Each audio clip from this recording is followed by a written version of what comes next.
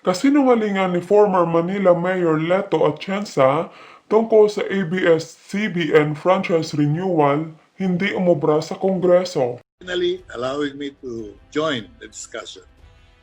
Malinaw na po yung paliwanag ni Congressman Rufus na yung ating konstitusyon ay hindi po nilalabag ng ABS. Yung kanilang application may be acted on by Congress.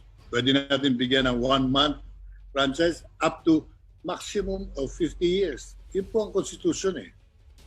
Congressman Marcoleta lang po naman ang merong ibang impression, ibang interpretation. And again, he cites the Constitution and a violation thereof in this particular issue. Can I ask the gentleman representing ABS, Attorney Bautista, a simple question? Pwede po ba? Andiyan po po niya? Andiyan pa po ba si Attorney Bautista? Attorney Bautista? Andyan pa po, kung dito. Nais ko lang liwanagan yung paulit-ulit na sinabi ni Congressman Marcoleta na meron siyang sinasite na 3 batas na nagbibigay ng 150 years franchise sa ABS. Totoo po ba yan o hindi? You were not given a chance to answer that very clearly. I'm asking you now. Did you ever enjoy a 150-year franchise? Hindi po. We never did. Alam ko po yun. Alam ko, and I agree with you. I just wanted that on record because Congressman Marcoleta was browbeating you. He was not giving you a chance to answer. Again, he's alleging a constitutional violation, but there is none. Okay lang po yun. Okay lang. Ang nakuha ninyong prangkisa, kailan po ba? Yung latest? 79. I think Attorney Poblador can answer that question. I'm not sure when we got it. I will answer it. 1995. 1995. 25 years. Kaya nga po, paso na ngayon. Ngayong 2020, it is now terminated or expired. That's the reason why you're applying for a new franchise. Yes, sir.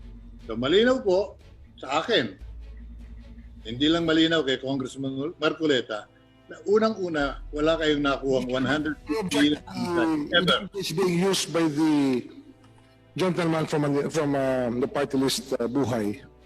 He used the word browbeating, very unparliamentary language, and I move to strike off the record the remarks of the gentleman from Buhay party list. Mr. To do with Congressman Marcoleta in the sense that he demeans the Mr. Remulla, I am not willing to be corrected by you because you also have been monopolizing these proceedings. This is a congressional hearing. Can you kindly suspend the rules, Mr. Chairman? Suspended for a few minutes. Congressman Atienza, you have the floor. Pero remind ko lang po sana na refrain po natin na tukuyin yung ating kapwa at para hindi po maiwasan po natin na meron tayong arguments. Mr. Chairman, may I know what the action of the committee is on my motion to strike off the record the unparliamentary remarks of Mr. Atienza? There's a motion by Congressman Remulla. Any seconds? We object that. We object to that. We strongly object to the objection of Congressman Remulla because he's also one who has been monopolizing these hearings. Yes, we are a 305-member Congress, and this committee represents the Philippine Congress. Kaya sana'y maging mas mapagbigay sila. Immediately magre-react siya ng ganyan. Nangangahulugan lang. Tama po yung aking damdamin. Na itong hearing natin ay hindi po natin inilalagay sa tamang direksyon. For us to be very parliamentary and strict about our language, I think you should also respect the feelings and sentiments of those who may not be agreeing with what you're saying, with what our colleagues are stating on the floor. For a ruling, Mr. Chairman. Hearing suspended again for a few minutes. Session resumed. Sa ating pong galang-galang na Honorable LITOATIENZA, sa ating pong elder statesman, ang hiningi lang naman po ng ni Congressman Remulla ay yung pong wag po tayong magtukuyan dito sa loob ng ating hearing sa ating komite. At kinikilala naman po yung mga puntos na niraise ninyo. Doon po sa binanggit nyo, Honorable Atienza, tungkol po doon sa pagkakasunod-sunod ng mga nagtatanong at nagsasalita. Pag po ninyo, hindi po kami ang nagdedetermine yan yung nasa floor. Everyone is welcome to attend the committee hearings. Ito po yung dinedetermine ng chairman ng Legislative Franchise Committee and the Committee on Good Government. So, Congressman Atienza, with your indulgence, I will rule to strike off the word probity and your reference to Congressman Marcoleta. Pero maaari na po kayo magpatuloy sa inyong mga pagtatanong. So ruled. Congressman. Mr. Chairman, may we just continue by way of manifestation? Dahil wala na po yung issue constitutionality nitong franchise application. Under the Constitution, it's very clear. No one franchise should be more than 50 years. They're not applying for a 51-year franchise. They're applying for a renewal of their 25-year franchise. So it is within the powers of Congress to determine this. And all I request, Congressman Marcoleta, who is enjoying, obviously, immense advantage in these hearings because pag siya nagsasalita, hindi po niyo ini-interrupt, hindi po niyo pinipigil. Pag kami po nagsasalita, masyado kayong maigpit. Ngayon, gusto pa ninyong paalis yung aking ginamit na kataga. Wala pong masama rin sa browbeating. Talagang meron po kayong... With your indulgence, Congressman. Yung pong nangyari po kasi sa kay Congressman Marcoleta, yung pong mga oras ng iba ibinibigay sa kanya. Pero if you recall, Congressman Atienza, he never refers to anyone or any member of the committee. And if I may, Congressman Atienza, you're raising a good point. Please continue with that. Kung maaari po sana, wag tayo ang mag-away-away kundi po dun sa issue ng Constitution. Congressman Atienza, salamat po. Anyway, gaya na sinabi ko po, tapos na yung issue sapagkat malinaw po ang saligang batas. Hindi po totoo na hindi pwedeng tumagal na mahigit 50 taon ang nag-e-enjoy po ng prangkisa. Pwede pong 100 taon. At kailangan korekin ko lang yung sinabi ni Congressman Marcoleta na nabigyan daw ng 150-year franchise itong ABS noong 1969. I'd like that question to be answered by him. Pwede po bang tanungin siya? Saan po ba ninyo nakuha yung impression na nabigyan ng ABS ng 150 years franchise noong June of 1969? I want that answered for the record. Dahil for the record, sabi niya, ang swerte naman itong korporasyon na ito. Nabigyan na ng 150, gusto pa ng additional. Mantalang marami kaming question on the constitutional violation.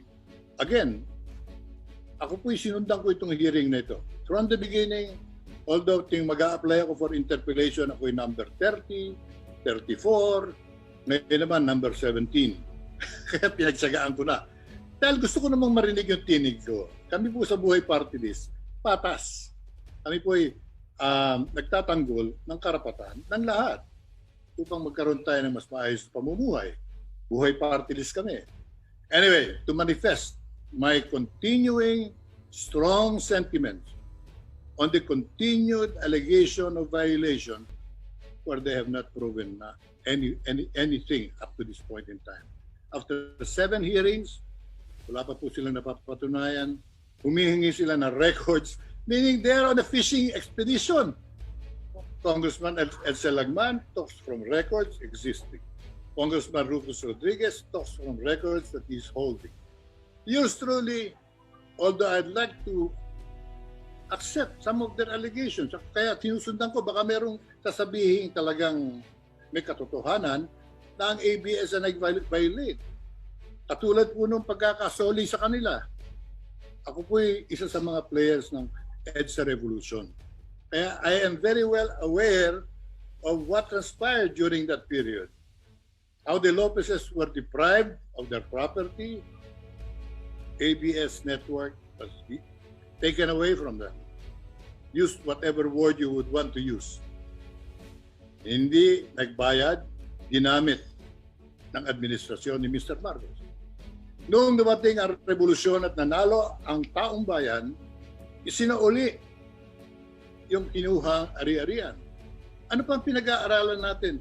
Ang tanong ko nga sa marami, kung kayo, yung bahay ninyo, inagaw ng isang opisyal ng militar under martial law. Huwag na si Mr. Marcos. Nawala sa inyong kontrol, nawalan kayo ng bahay at ari-arian. Nanalo ang revolusyon ng bansa, naibalik sa inyo yung bahay. Pagtatalunan pa ba natin? O may television dyan bago, o meron dyan oven. Unfair, illegal, unconstitutional. Kaya po medyo nababagabag po naman ang inyong lingkod. Baka kung saan mapunta itong hearing eh. This is not an investigative court of law.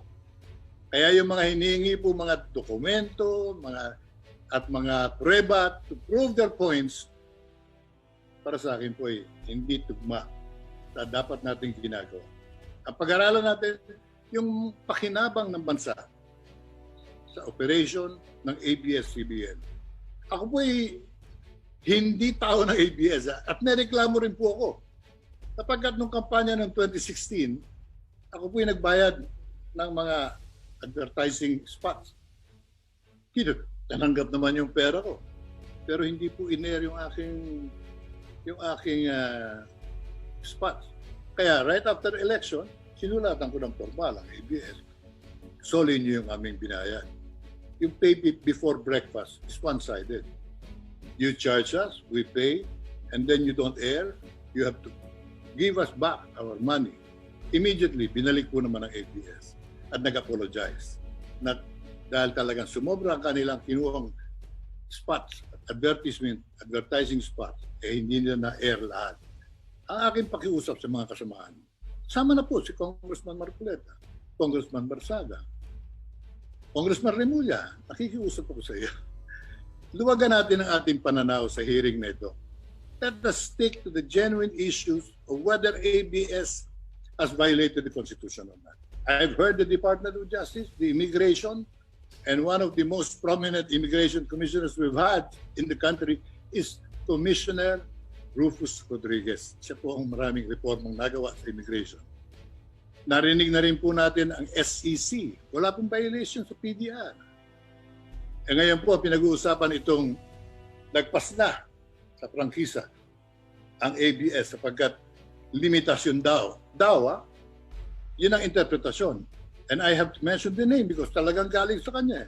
Yung kanyang allegation from the very start, ABS violated the Constitution repeatedly and one of which is applying for a franchise where they have already in operation beyond 50 years. But they have not gotten any franchise for 50 years even. Congress has the power to give a one-day franchise or a 50-year franchise. But the ABS has not enjoyed a franchise more than 25 years so far.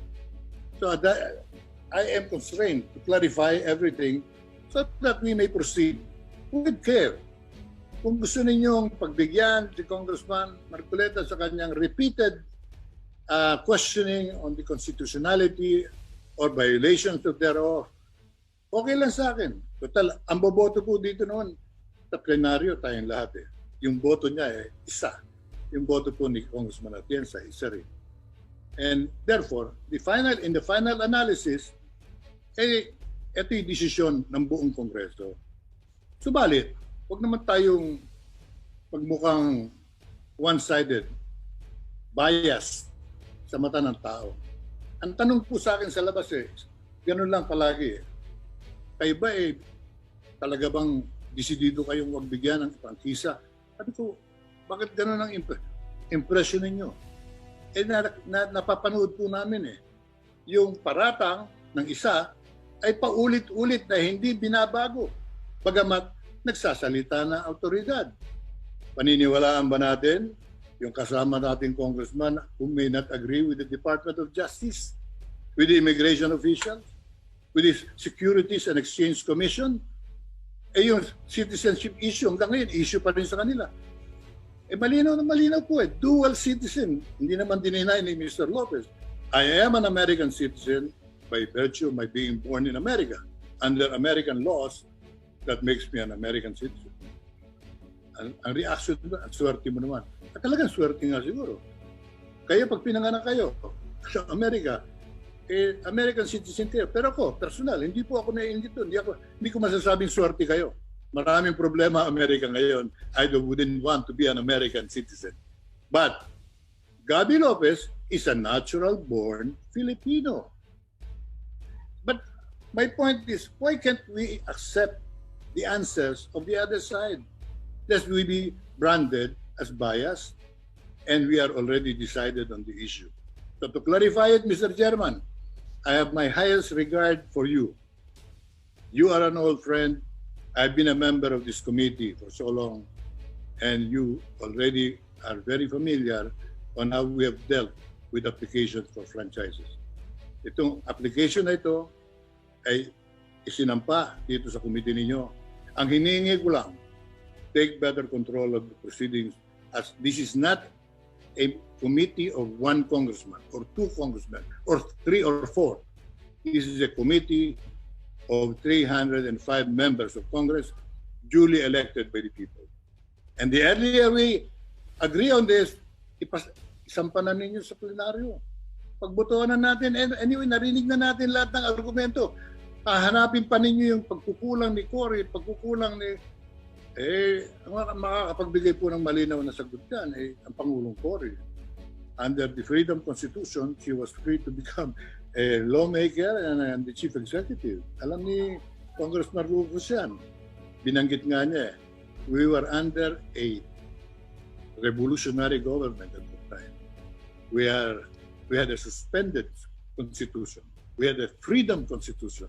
So I don't know what they are looking for. Even if they are able to find any fault, sasagutin lang po yan ng mga abogadong Batikan. Wala na po yung taong nagkamali.